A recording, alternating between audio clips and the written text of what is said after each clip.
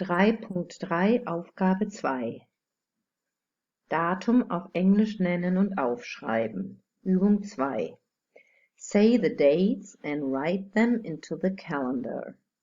The 1st of March, the 15th of June, the 2nd of April, the 26th of February, the 23rd of December, the 5th of July, the 28th of January, the 30th of November.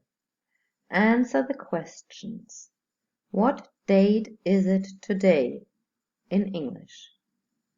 What date was it yesterday? This one is difficult. What date is it in 3 months? What date is Christmas?